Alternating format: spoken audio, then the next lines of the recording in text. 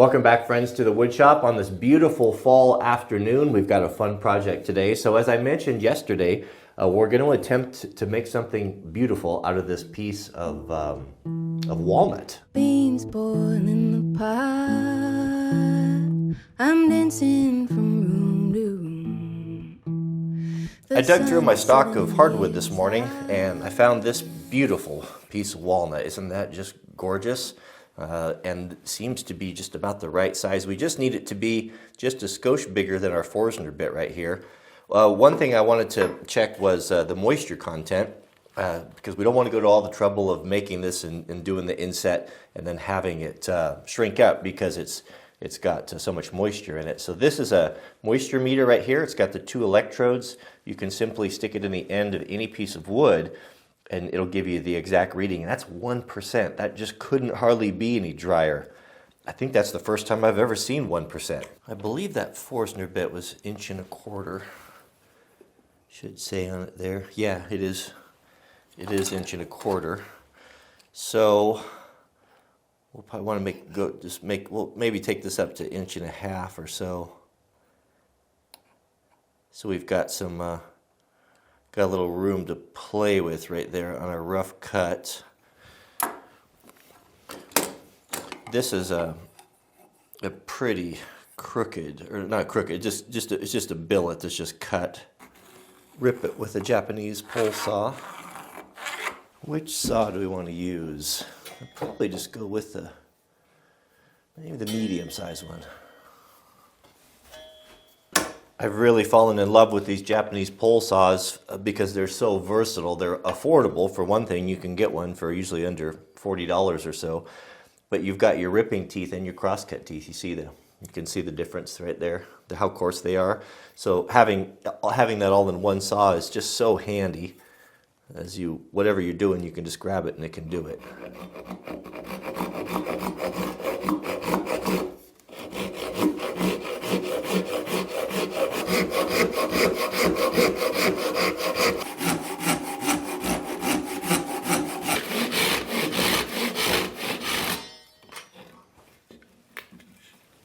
We should have plenty of room there.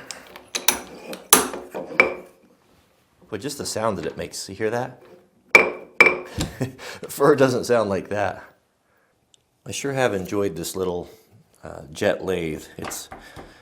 I know it's a little kind of a toy, but for me, I don't have a lot of space in here, and I'm not the lathe expert by any means. It seems to be just perfect. I use it it's just perfect for turning small tool handles and just little spindles and dowels and things. I just use it all the time. The problem I always have with the lathe is I never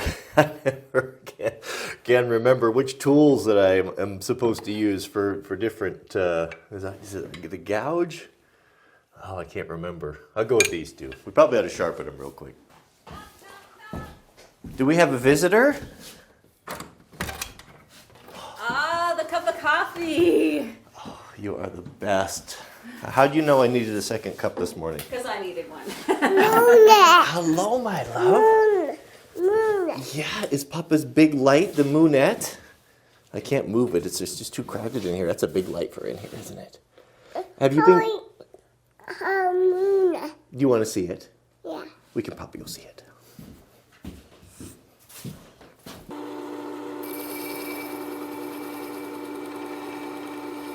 It seems to me that we need to turn this down just almost exactly the same size as our bit here.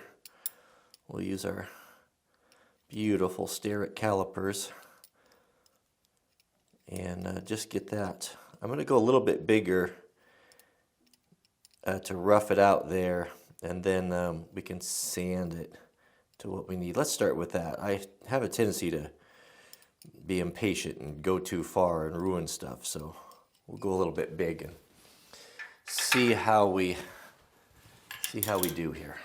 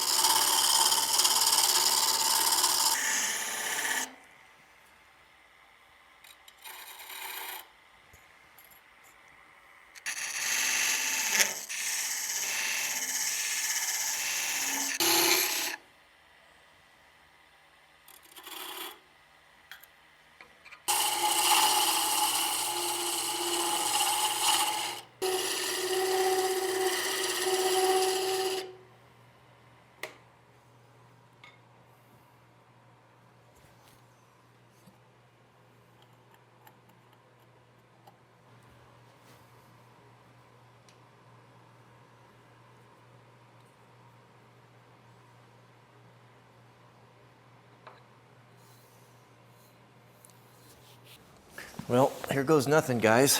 I'm almost wishing I would have left a little more material on there, but we'll see how it goes here. It seems that the fit is very tight. Maybe a little glue will help here. So I've got some wood glue. I guess maybe we'll just put it on the inside. Is that the best way to go about it? Or both, maybe both. I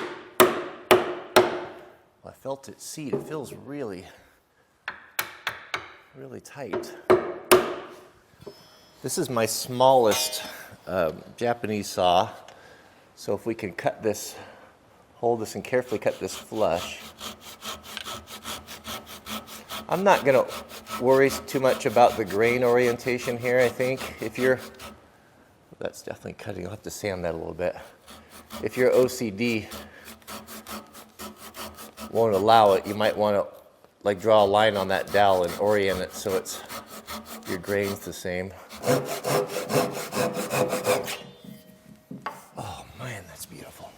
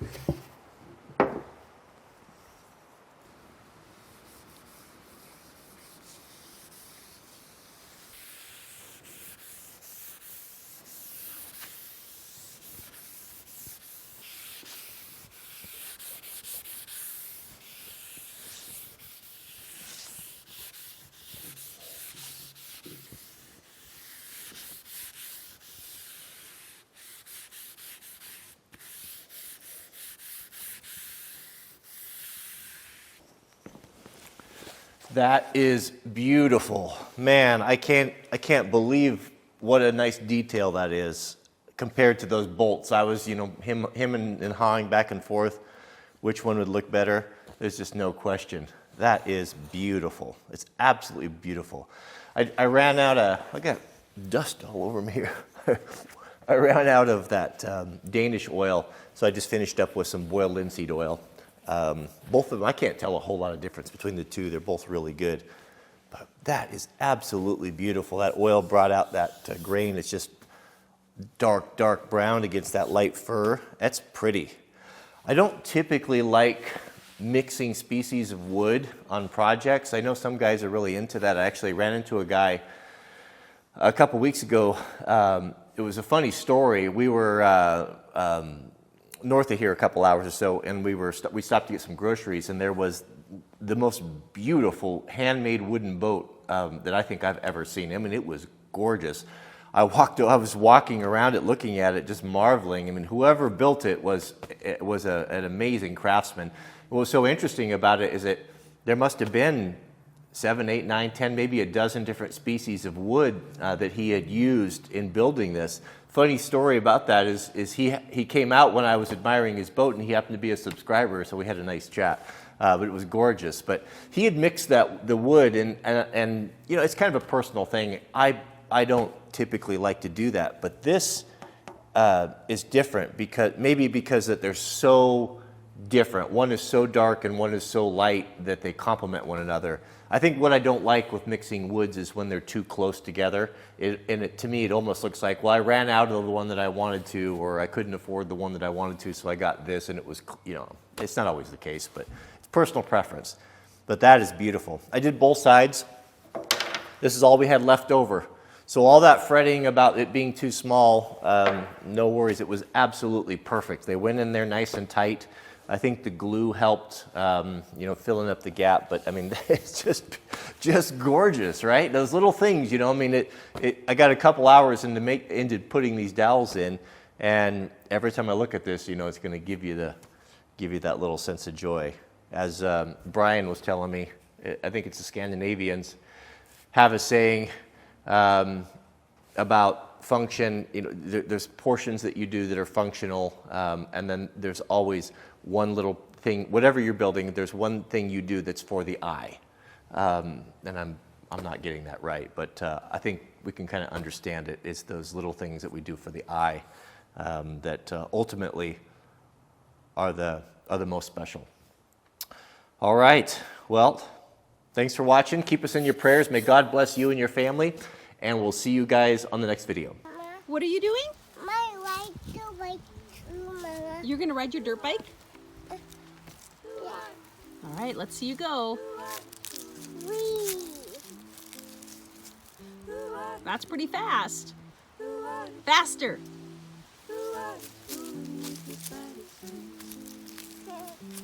Uh-oh. Bang, dang, bang, dang, ring, tune, tune.